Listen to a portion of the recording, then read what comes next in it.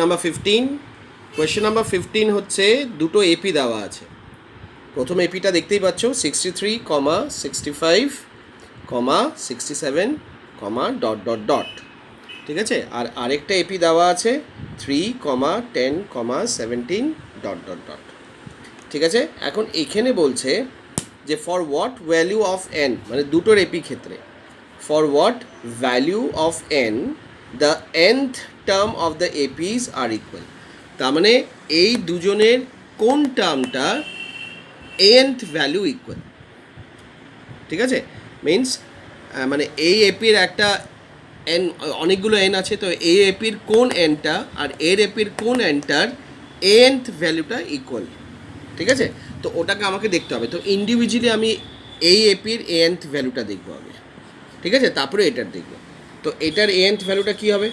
আচ্ছা, এই এপির এটা কি 63, ডিটা কি এর এপির A2 মাইনাস A1, তার মানে 65 মাইনাস 63, দ্যাট ইজ 2, ঠিক আছে। তাহলে এখন nth ফর্মুলাটা লিখবো n মাইনাস 1 ইন্টু ডি, ঠিক আছে।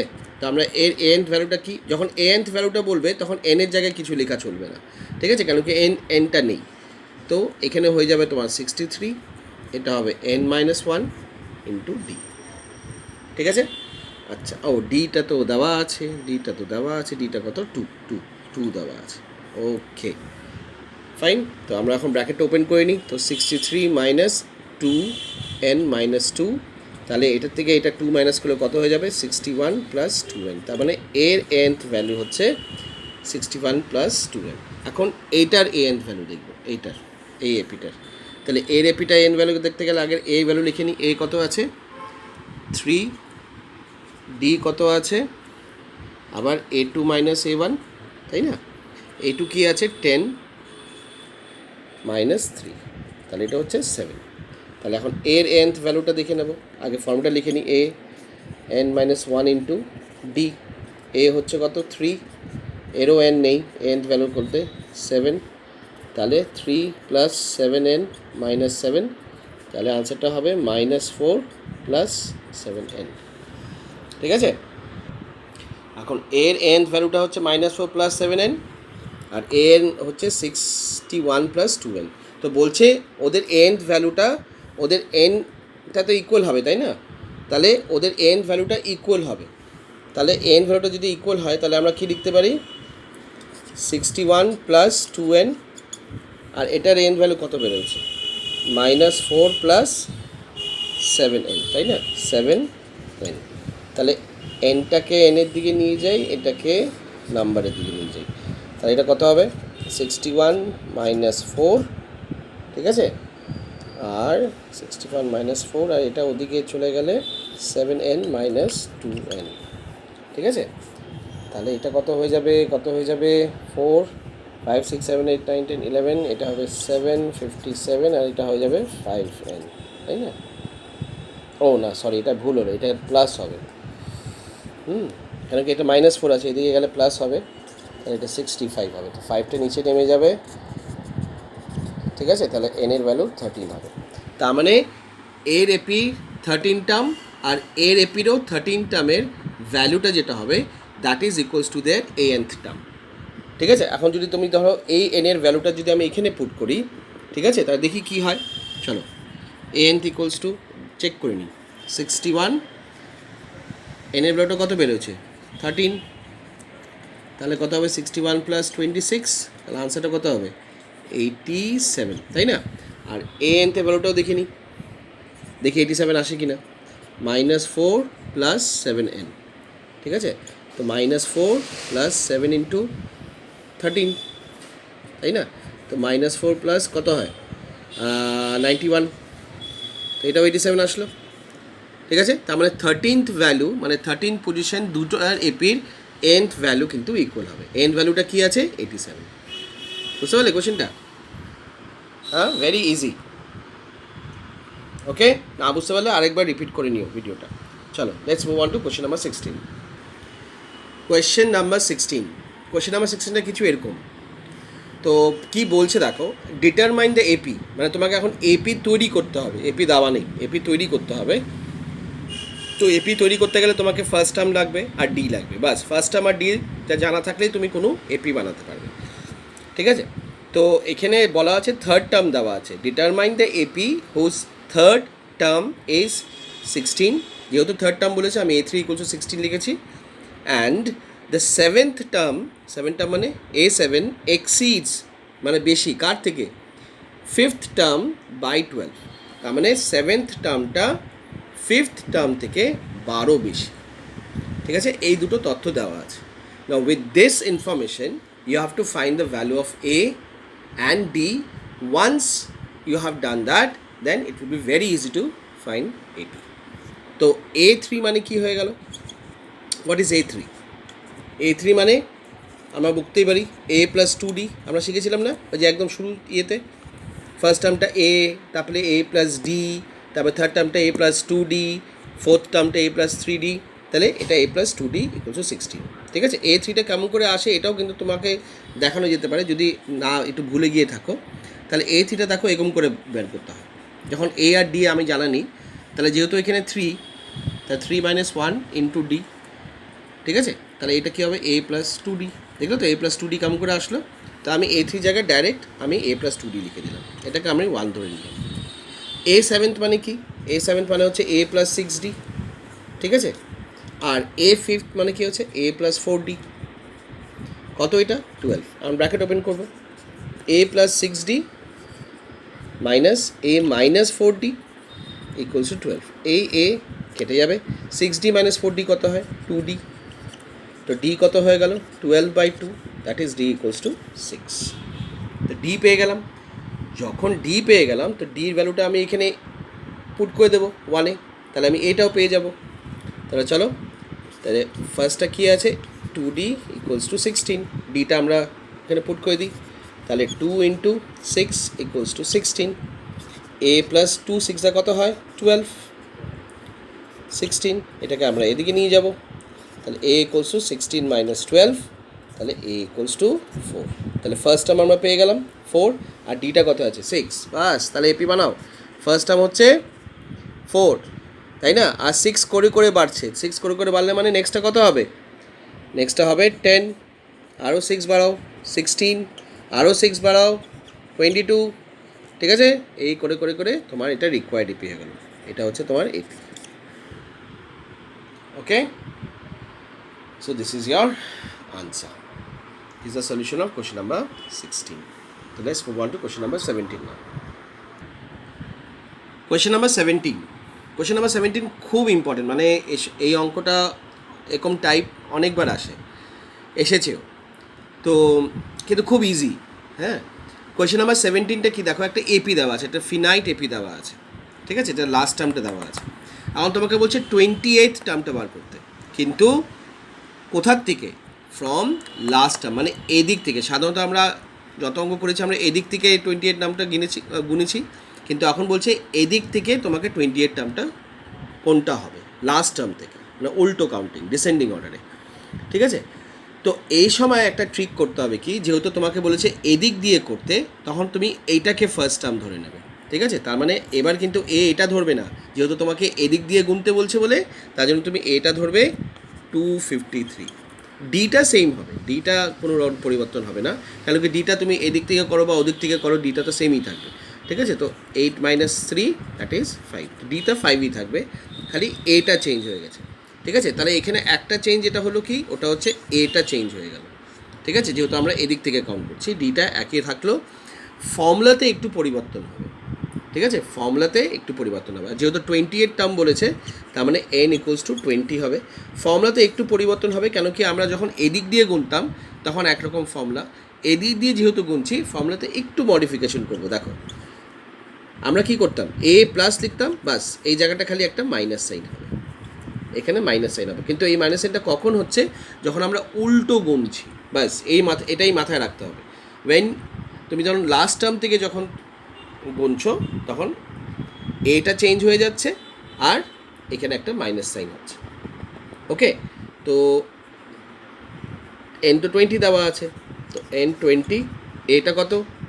253 মাইনাস, যেহেতু 20 এখানে 20 বলে এখানেও 20 হবে, আশা করি এখন জেনে গেছো। 5. Now just solve it.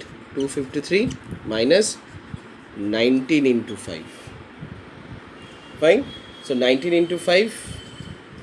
So 253 minus 19 into 5 কত হবে? 5 9 যা 45, 4 95 হবে। ঠিক আছে, তো 28 টার্মটা এখন বের করে নিতে পারবো না। 253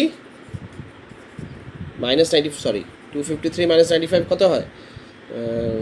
এটা 8 9 5 আর 1 158।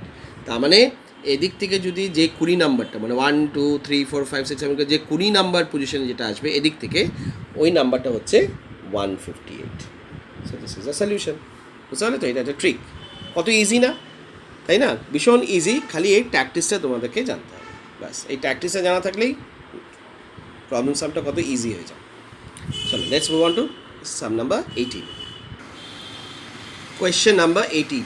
18টা একটু বড় অঙ্ক কিন্তু খুব সোজা। এখানে দেখো কি বলছে, তোমরা নিজেই বুঝতে পারবে এটা কেন আমি সোজা বলছি। The sum of the 4th and the 8th term of the AP is 24। তো 4th টার্ম আর 8th টার্ম কীভাবে লিখেছি? A4 প্লাস A8 এর সাম কত? 24 দেওয়া আছে।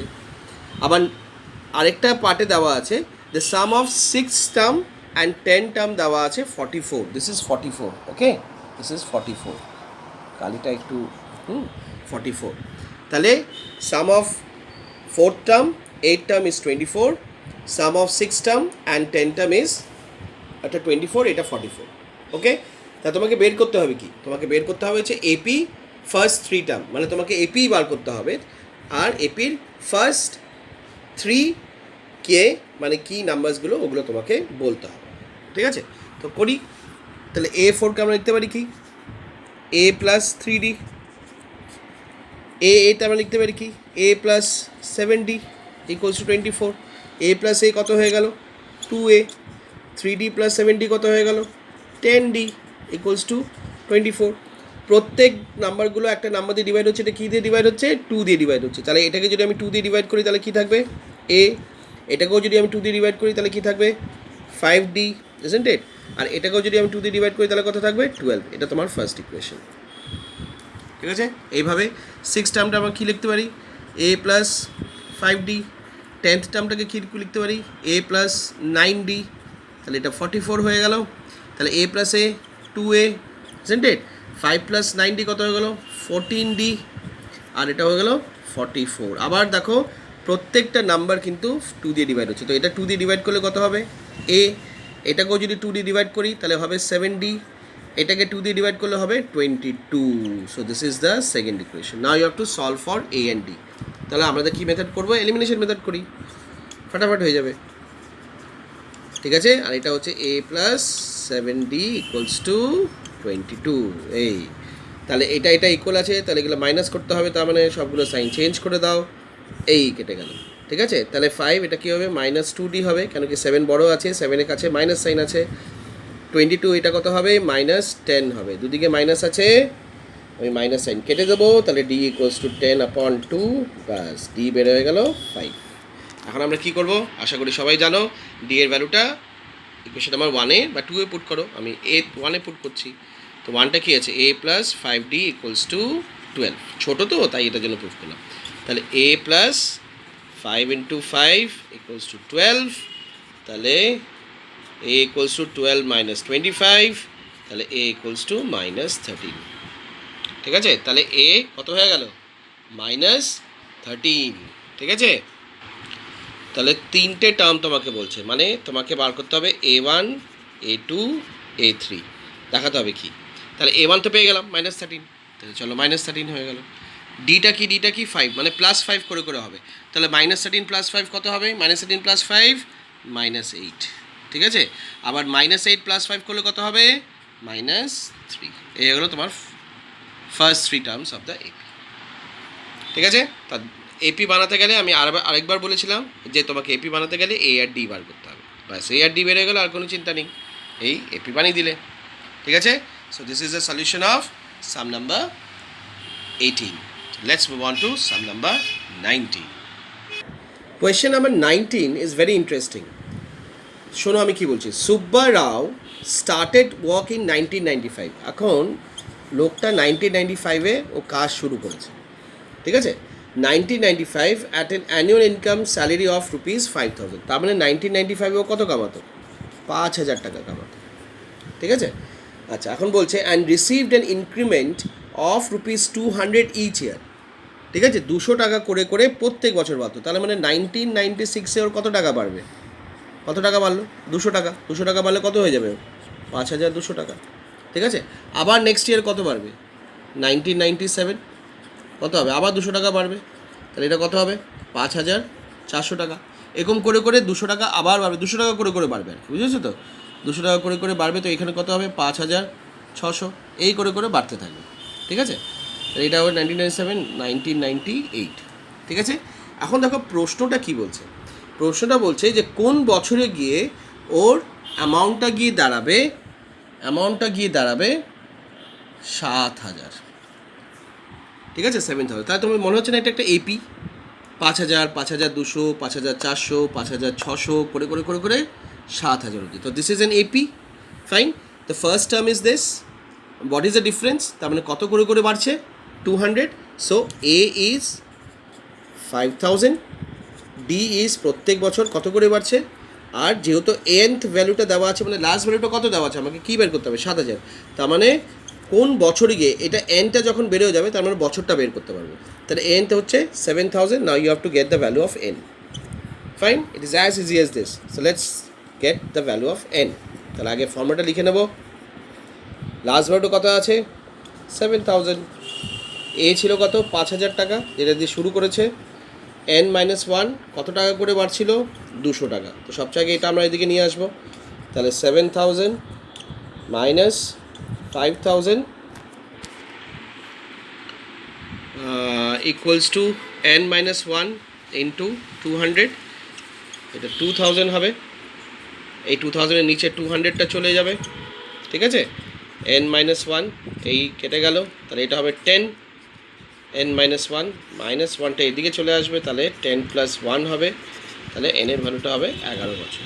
তার মানে 11 বছর পরে গিয়ে ওর টাকাটা গিয়ে দাঁড়াবে 7000, বুঝতে পারছো? 7000 11 বছর গিয়ে। তাহলে আমাদের কি কিছু জিজ্ঞেস করছে? In which year did his income reach 7000? Now if I add 11 year, মানে 1995-এর সঙ্গে যদি আমি 11 বছর অ্যাড করি, তাহলে 60 02, মানে 2006, in the year 2006, in the year 2006 ওর স্যালারিটা হবে 7000, বুঝতে পারলে? খুব ইজি অঙ্ক এটা। Okay, so let's move on to some number